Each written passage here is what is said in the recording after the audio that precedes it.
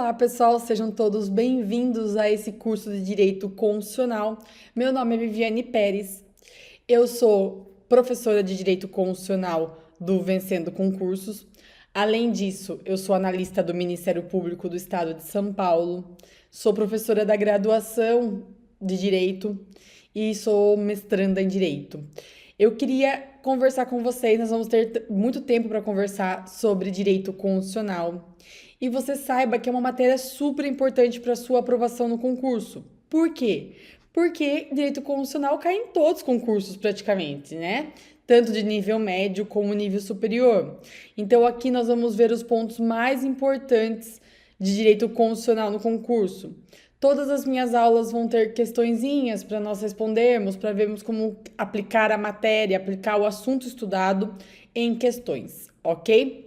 Então vamos juntos nesse caminho da sua aprovação. Com certeza você vai ser aprovado. Se você estudar, se dedicar, assistir às aulas e refazer questões, não tem como não ser aprovado, né? A gente estuda, se dedica e a nossa vitória vem em algum momento, ok? Vamos começar essa matéria que é a melhor matéria, é uma matéria muito gostosa de estudar, é uma matéria fácil até quando nós estudamos de maneira correta. Nós precisaremos da Constituição Federal, óbvio, né? Se a gente vai estudar direito constitucional, nós vamos precisar da Constituição Federal. A Constituição Federal, ela tem meio digital, né? Você consegue no Google, como digitando Constituição Federal e vai aparecer no site do Planalto. Tem ela fisicamente, de várias maneiras que você pode adquirir. E aqui você pode acompanhar também pelas minhas aulas. Eu vou sempre colocar os artigos, você consegue acompanhar, ok, pessoal? Vamos começar hoje com um tema que sempre cai nos concursos. É um tema super importante para o seu concurso. Olha lá, vejam como nós vamos começar. Nós vamos começar com os princípios fundamentais, pessoal. Os princípios fundamentais, eles estão previstos no artigo 1º a 4º da Constituição. Eles estão no artigo 1º a 4º da Constituição. Os temas que sempre caem no concurso público é soberania, cidadania, dignidade da pessoa humana, os valores sociais do trabalho e da livre iniciativa e o pluralismo político, que é o 1º artigo da Constituição. Vamos dar uma olhadinha nele para começarmos a trabalhar? Deixa eu abrir aqui. Olha o que fala o artigo 1º da Constituição Federal do Brasil, dos princípios fundamentais. Ele fala que a República Federativa do Brasil, formada pela união indissolúvel dos estados e municípios e do Distrito Federal, constitui-se em Estado democrático de direito e tem como fundamentos. Aí a gente para aí e pensa. Esse artigo 1º ele é muito rico, porque ele já te dá várias informações, várias respostas para você acertar questões em concurso. A primeira delas é os entes federativos. O artigo 1º ele fala que o Brasil, quem é o Brasil? O Brasil é a República Federativa do Brasil. A República Federativa do Brasil, ela é formada pela, olha lá, a união que é indissolúvel dos estados, municípios e Distrito Federal. Esses são nossos entes federativos, ou seja, são as pessoas jurídicas de âmbito nacional que formam o Brasil. Então, eu tenho a União, que é o que nós costumamos chamar de federal, né? Mas é a União. Os estados, cada um seu, mas o ente federativo que a gente fala é estado. Porém, claro que nós sabemos que existem vários estados no Brasil, mas aqui a gente está falando do ente estado, do Distrito Federal e dos municípios. Então, olha lá, você já tem que saber isso de cara. E aí, você tem que saber que o Brasil, a República Federativa do Brasil, ela tem fundamentos. Fundamentos. Quando eu penso em fundamentos, eu sempre vou pensar para a prova. Eu tenho que achar o que o examinador quer. Quando eu olho o que o examinador quer, e se ele me falar que ele quer princípios fundamentais, ou se ele falar que ele quer fundamentos da República Federativa do Brasil, isso quer dizer que ele quer o artigo 1º. E eu tenho 5 princípios fundamentais na República Federativa do Brasil. Quais são eles? Eu tenho a soberania, a cidadania, a dignidade da pessoa humana, os valores sociais do trabalho e da livre iniciativa e o pluralismo político. Eles são os nossos fundamentos. Isso, para concurso público, é muito interessante. Por quê? Aqui a gente consegue decorar de algumas formas. Nós conseguimos decorar com as iniciais de cada princípio. Então, a gente pode formar aqui o que a gente chama de quem estuda para concurso, quem estuda para concurso já ouviu falar, né? Olha lá, de soberania, de cidadania, de dignidade humana, de valores sociais do trabalho e da livre iniciativa, e de pluralismo político. Então, o que a gente forma aqui, e você vai lembrar dessa forma no concurso público, é o Soci-Diva-Plu. Você vai lembrar que o Soci-Diva-Plu é uma forma de eu decorar quais são os princípios da República Federativa do Brasil. Ah, professora, perguntou na prova quais são os princípios da República Federativa do Brasil? Eu tenho que saber que são todos eles? Vai depender sempre se a questão vai te perguntar que ela quer todos ou se ela quer um, dois, dentre outros. Aí você pode saber só um ou outro. Porém, eu preciso saber quais são. E para saber quais são, essa é a forma mais fácil, que é o Soci-Diva-Plu, ok? Mas vamos continuar vendo o que cada um representa aqui no Brasil. O primeiro deles, que é a soberania, ela é um atributo do Estado brasileiro que significa que ele não se subordina a nenhum outro, tanto na órbita internacional quanto na órbita interna. Isso é muito interessante, pessoal. Eu sempre ouço alguém me falar assim, mas por que os Estados Unidos não vem aqui e fala, Brasil, faça assim, faça assado, ou outro país? Ou por que os Estados Unidos não vai no país X, que tem apedrejamento em praça pública, que tem pena de morte, e não fala, não pode. Não existe isso, pessoal. Todo país é soberano.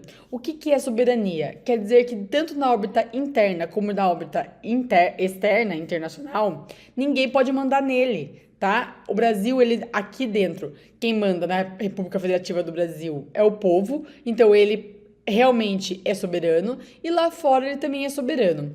A soberania é considerada um poder supremo e independente. Olha lá, supremo porque não está limitado a nenhum outro poder na ordem interna. E independente porque no plano internacional ele não vai se subordinar à vontade de outros estados. Outros estados aqui, pessoal, com E maiúsculo, né, quer dizer países. Quando a gente fala estado nesse sentido, estado na órbita internacional, nós estamos falando de país. O Brasil é um estado brasileiro, tá? Os Estados Unidos é Estados Unidos, né? Então, assim, sempre a gente usa o estados como, na órbita externa, na órbita internacional, como país. E aí, um exemplo, que internamente o Estado prevalece sobre grupos sociais intermediários como família, escola e igreja. Você pode achar que a regra da sua igreja é a melhor do mundo, ou a da sua família, da sua casa, ou a da escola. Porém, qual vale mais? A que vale é a ordem, a regra estabelecida pela Estado República Federativa do Brasil. Se você mora no país, você tem que obedecer às regras dele, tá? Então, eu não concordo com a regra X do Brasil, mas se você está aqui dentro, você vai ter que concordar. Eu não concordo de existir prisão, de as pessoas serem presas.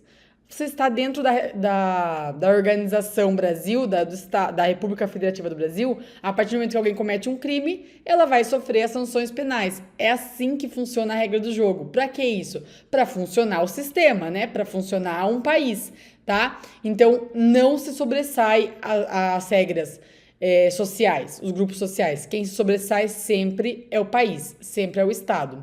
E na órbita internacional, o Estado somente submete às regras em relação às quais manifestar livremente o seu consentimento. Então, o Brasil vai lá e assina um decreto internacional, assina um tratado e fala, olha, eu quero participar desse tratado.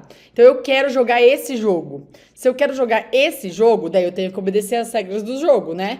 Então, o Brasil ele só vai se submeter ao que ele quiser, ao que ele der livre consentimento. O que ele não quiser, ele não participa. Nenhum país pode vir aqui e falar, faça assim ou faça assado. Não, é só o que a gente concordar, então é só o que a gente assinar, ok? E o segundo princípio fundamental da República é a cidadania. A cidadania, por sua vez, demonstra o compromisso do legislador constituinte com o povo, pessoal. A cidadania é o que liga, é o que faz o vínculo do país com o povo. Por meio desse fundamento, busca-se que a participação popular nas decisões políticas do Estado seja crescente, o que é garantido ao longo do texto constitucional por meio do voto, da iniciativa popular, das leis e de outros instrumentos.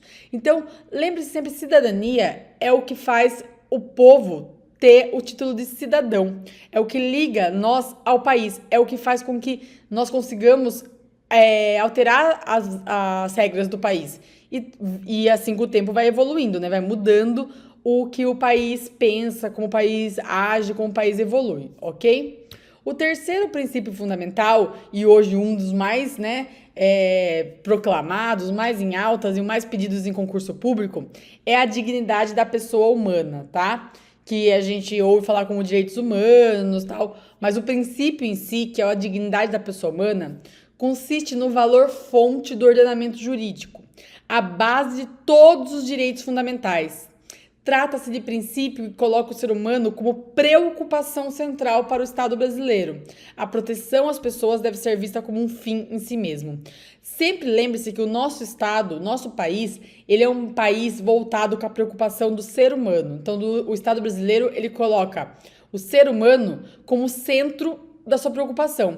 Então, nesse caso, a nossa Constituição, que é chamada de Constituição Cidadã, ela está voltada a preservar a dignidade da pessoa humana. Então, sempre que tiver dois direitos em conflito e esses dois tiver um prezando pela dignidade da pessoa humana, é esse que a gente vai considerar como mais importante.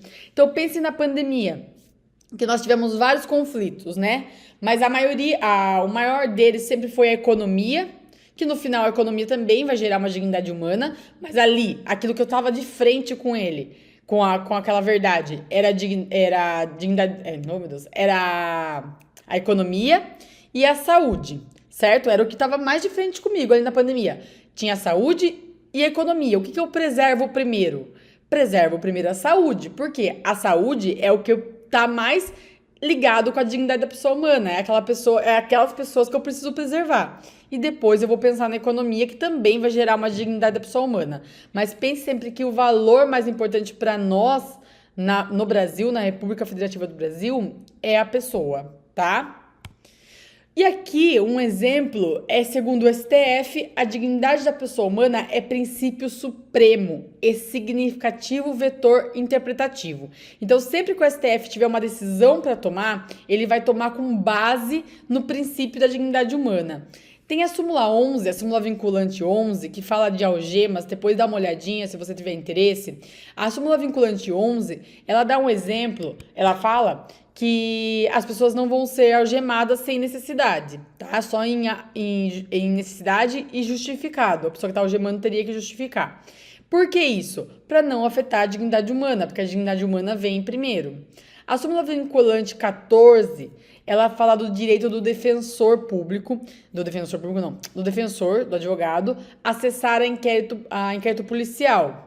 Também é baseada na dignidade da pessoa humana, porque o defensor, para defender aquela pessoa, ele precisa ver o que está encartado nos autos. Também, se tiver curiosidade, dá uma lida na súmula vinculante 14.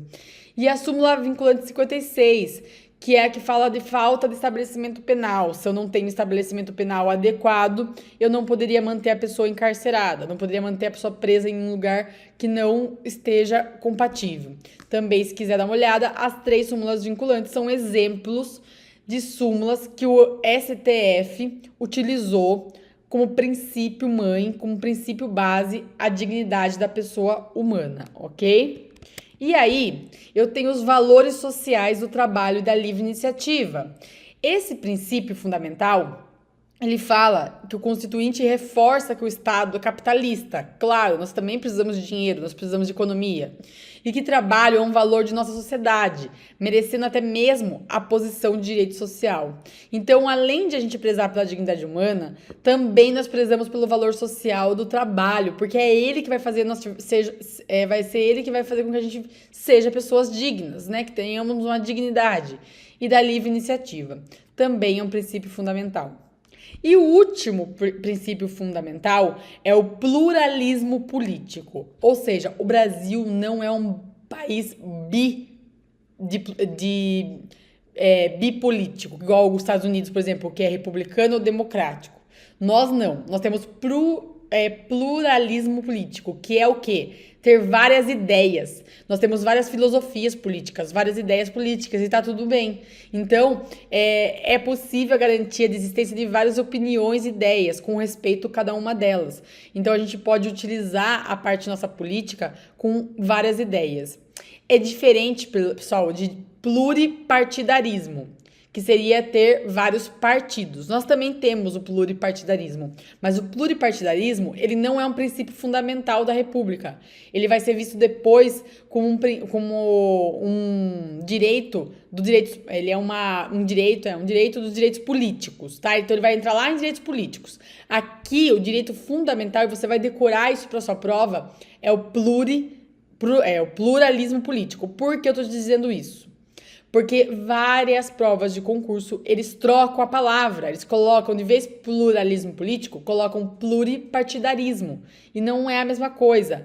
Pluralismo político é ter várias ideias, é permitir que no Brasil se tenha várias opiniões e ideias com respeito ao pensamento político, tá?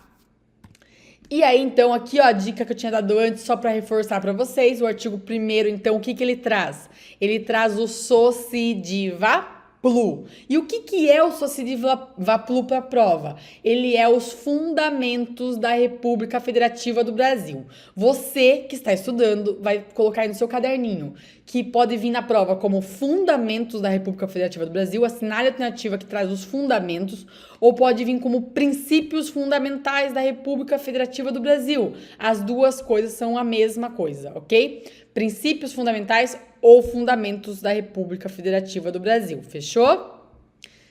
Pessoal, era isso que eu tinha para falar para vocês hoje. Era isso que nós tínhamos que ver sobre princípios fundamentais. Na próxima aula, a gente continua a Constituição Federal nesse início e você já vai pegando o jeito, já vai respondendo algumas questões e a gente já vai ficando craque nisso, ok? Vejo vocês na próxima aula, pessoal. Obrigada pela presença. Até mais. Tchau, tchau. Você quer fazer parte da elite da aprovação?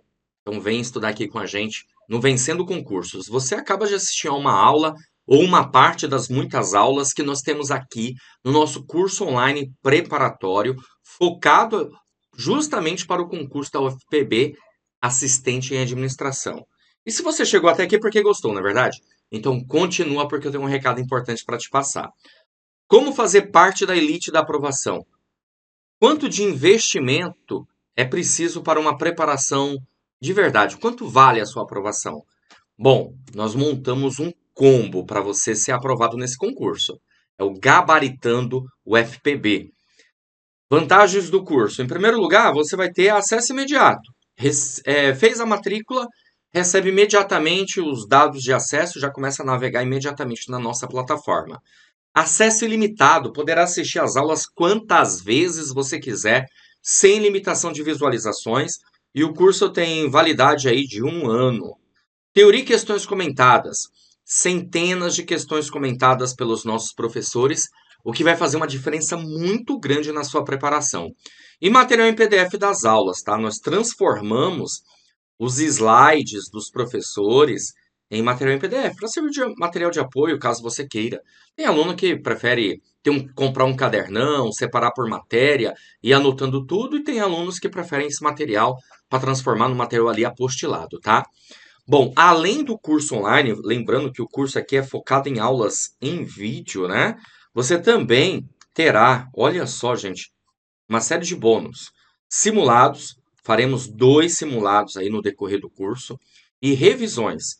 Uma revisão semana reta final, uma semana antes da data da prova, você vai ter direito à reta final, que são aulas, né? Aulas que faremos aí de todas as matérias, uma semana antes da prova. E a super revisão de véspera. É isso aí, véspera da prova tem aulão também para vocês, de todo o conteúdo necessário aí para você mandar super bem, o sprint final. Só que eu falei para vocês que é um combo. Então, além do curso online preparatório, vocês terão direito também às apostilas. São separadas por matérias, todos os assuntos do edital, com teoria e questões comentadas. Olha que maravilha isso aqui, gente. É perfeito. É o casamento perfeito. As aulas em vídeo, mais o material em PDF para você acelerar o seu nível de conhecimento e aprendizado. Cada assunto tem uma quantidade de questões muito interessantes, de 8 a 10 questões aí comentadas em cada assunto. É sensacional, ok? E todos os assuntos do edital estarão nessa apostila. Além disso, eu falei para vocês que é um combo, né? Cadernos de questões, são questões gabaritadas para você treinar. Milhares de questões à sua disposição, separadas por matéria. É o banco de dados de questões perfeito para você treinar, para você exercitar. Então você vai ter aqui com a gente o curso online preparatório, mais as apostilas, mais os cadernos de questões. Valor normal seria R$ 497 ou 12 de 49,65. Mas você não vai pagar por isso. Nós já estamos trabalhando com valor Black Friday, tá? Então tá aí, ó, para você, R$ 297 à vista ou 12 vezes de 29,65. Gente, vamos ser bem sinceros, hein? É um baita de um investimento. Salário com benefícios aí ultrapassa R$ 3.600, quase 4.000, ok? Você vai ter estabilidade, vai ser estatutário aí da UFPB, tem desenvolvimento de carreira lá dentro, então vale muito a pena o investimento. Nessas horas é importante investir. R$ 29,65 aí por mês, e vamos ser bem sinceros, R$ 29,65 não dá para você comprar um lanche. Então, se você economizar um pouquinho por mês, você adquire o seu curso online preparatório. Para adquirir, clica no link que vai estar abaixo na barra de descrição ou na barra de comentários vai ter o link do nosso curso. Lá você, clicando no link, você vai ser redirecionado para a nossa página. Lá terá todas as informações, ok? E tem um botãozinho lá de comprar no meio. É só clicar nesse botão, preencher seus dados, escolher a forma de pagamento e pronto. Já vai começar a estudar com a gente imediatamente. Caso você tenha alguma dúvida, por lá dá para falar com um dos nossos consultores pelo chat online, ao vivo.